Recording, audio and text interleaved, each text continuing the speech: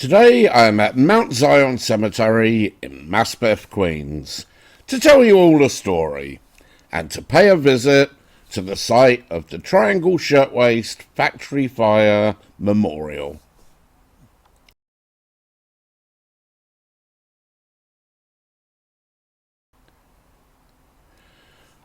The Triangle Shirtwaist Factory Fire happened in the Greenwich Village section of Manhattan on March the 25th, 1911. The fire caused the deaths of 146 garment workers, 123 of which were women and girls, as well as 23 men. Most of the victims were recent Italian or Jewish immigrant women and girls aged 14 to 23. The building where the fire occurred is located on Washington Place in Manhattan, and it still stands to this day. The Triangle Shirtwaist Company occupied the 8th, 9th and 10th floors, which, as you will hear, contributed to the disaster because the ladders of the fire engines of the day could only reach the 7th floor. Many of the women who died in the tragedy did so by jumping to their deaths. There are many pictures online depicting this, but I won't share those images in this video, as they are quite harrowing. The majority of the details of this story are taken from the Wikipedia page. Normally I do my own research and write my own scripts, but this week I'm a little short on time and I needed some help in order to get the story posted by Thursday. At approximately 4:40 p.m. on Saturday, March the 25th, 1911, as the workday was ending, a fire flared up in the scrap bin under one of the cutter's tables on the 8th floor. The first fire alarm was sent at 4:45 p.m. by a passerby on Washington Place, who saw smoke coming from the 8th floor. The fire marshal concluded that the likely cause of the fire was the disposal of an unextinguished match or cigarette butt in the scrap bin, which held upwards of 2 months' worth of accumulated cuttings by the time of the fire. Beneath the table in the wooden bin, there were hundreds of pounds of scraps left over from the several thousand shirtwaists that had been cut at that table. The scraps piled up from the last time the bin was emptied, coupled with the hanging fabrics that surrounded it. A bookkeeper on the 8th floor was able to warn employees on the 10th floor via telephone, but there was no audible alarm and no way to contact staff on the 9th floor. According to a survivor, the first warning of the fire on the 9th floor arrived at the same time as the fire itself. Although the floor had a number of exits, including 2 freight elevators, a fire escape, and stairways down to Green Street and Washington Place, flames prevented workers from descending the Green Street stairway, and the door to the Washington Place stairway was locked to prevent theft from the workers. The locked doors allowed managers to check the women's purses. The foreman who held the stairway door key had already escaped via another route. Dozens of employees escaped the fire by going up the Green Street stairway to the roof. Other survivors were able to jam themselves into the elevators while they continued to operate.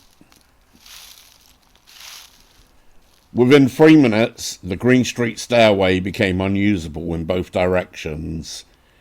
Terrified employees crowded onto the single exterior fire escape, a flimsy and poorly anchored iron structure. It soon buckled and collapsed from the heat and overload, spilling about 20 victims nearly 100 feet to their deaths on the concrete pavement below.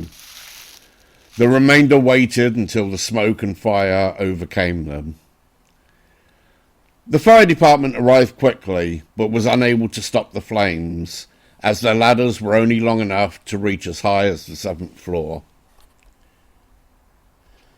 Elevator operators Joseph Zito and Gaspar Mortellaro saved many lives by travelling 3 times up to the 9th floor for passengers. But Mortellaro was eventually forced to give up when the rails of his elevator buckled under the heat. Some victims pried the elevator doors open and jumped into the empty shaft, trying to slide down the cables or to land on top of the car. The weight and impacts of these bodies warped the elevator car and made it impossible for Zito to make another attempt. The first person to jump from the building was a man, and another man was seen kissing a young woman at the window before they both jumped to their deaths. Bodies of the victims were taken to Charities Pier, located on 26th Street and the East River, for identification by friends and relatives. Victims were interred in 16 different cemeteries. 22 of the victims of the fire were buried by the Hebrew Free Burial Association in a special section at Mount Richmond Cemetery. In some instances, their tombstones refer to the fire. 6 victims remained unidentified until Michael Hirsch, a historian, completed 4 years of research in newspaper articles and other sources for missing persons, and was able to identify each of them by name. Those 6 victims were buried together in the Cemetery of the Evergreens in Brooklyn. Originally interred elsewhere on the grounds, their remains now lie beneath a monument to the tragedy, a large marble slab featuring a kneeling woman.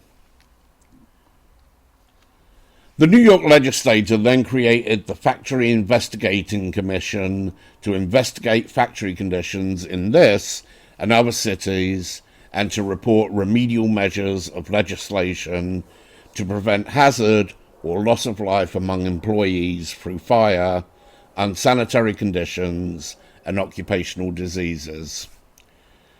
They held a series of widely publicized investigations around the state, interviewing 222 witnesses and taking 3,500 pages of testimony.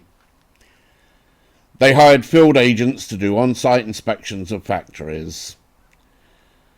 They started with the issue of fire safety and moved on to broader issues of the risks of injury in the factory environment. Their findings led to 38 new laws regulating labor in New York State, and gave them a reputation as leading progressive reformers working on behalf of the working class. In the process, they changed Tammany Hall's reputation from mere corruption to progressive endeavors to help workers. New York City's fire chief, John Kenlon, told the investigators that his department had identified more than 200 factories where conditions made a fire like that at the Triangle factory possible. The State Commission's reports helped modernize the state's labor laws, making New York State one of the most progressive states in terms of labor reform.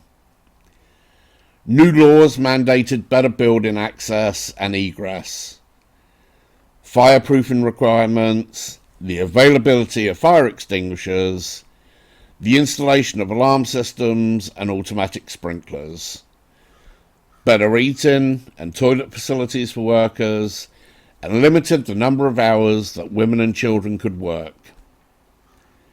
In the years from 1911 to 1913, 60 of the 64 new laws recommended by the Commission were legislated with the support of Governor William Salsa.